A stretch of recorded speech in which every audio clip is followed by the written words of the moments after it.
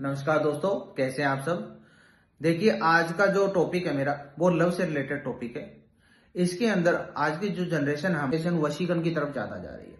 तो वशीकरण देखो कई प्रकार के होते हैं। नॉर्मल वशीकरण भी होता है, मोहिनी वशीकरण भी होता है, कामदेव वशीकरण भी होता है, मनमोहिनी वशीकरण भी होता है, इंद्र वशीकरण भी होता है। वशीकरण कई प्रकार के होते हैं, क्रिया सब प्रकार की होती है, लेकिन करने का तरीका जो है वो अलग अलग होता है। सभी इंसानों का अपना अपना तरीका है, मैं किसी को गलत नहीं बताता। लेकिन देखो, ये सब क्रियाएं सात्विक विधि से भी होती है। आज हम सब बैठकर कोई कार्य कर रहे हैं और विश्वास से कार्य कर रहे हैं, तो वो क्यों सिद्ध नहीं होगा? सिद्ध होगा। विश्वास सबसे बड़ी चीज होती है।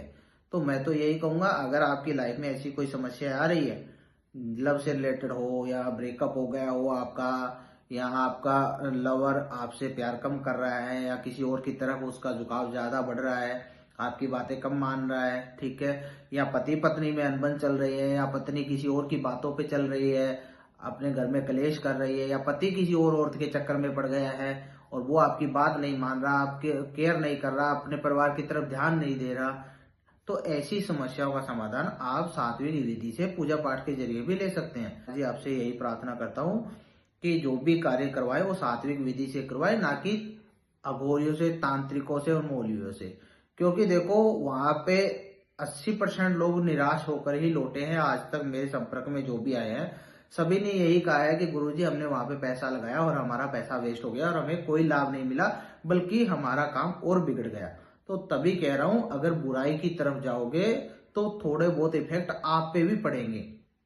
तो जैसे हमारे बुजुर्ग कहते थे कि अगर हम काली हांडी के पास बैठेंगे तो कलंक अपने पे भी लगेगा, तो वैसे ही अगर काली क्रियाओं की तरफ आप झुकोगे तो उसका काला जादू का जो इफेक्ट है वो थोड़ा बहुत आप लोगों पे भी पड़ेगा, आपके परिवार पे पड़ेगा, जिससे आपके परिवार में कई प्रकार के दिक्कतों का आपको सामना करना पड़ सकता है। जैसे मान लो बीमारियां घर में आ गई, कामकाज में घाटा हो गया, घर में कलेश हो गए, बच्चे अपने कहने से बाहर चल रहे हैं। ये सब चीजें जो है, ये नेगेटिव एनर्जियों की वजह से हमें इनका सामना करना पड़ता है। तो मेरी सबसे हाथ जोड़ के यही विनती है कि आप सभी कार्य पूजा पाठ के जरिए भी करवा सकते हैं।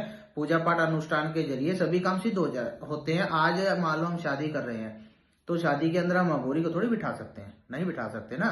अघोरी पूजा पाठ का काम करके अपनी शादी सिद्ध नहीं कर सकते ना। तो वो सात्विक विधि से होता है, उसी को पूजा पाठ के जरिए सिद्ध किया जाता है।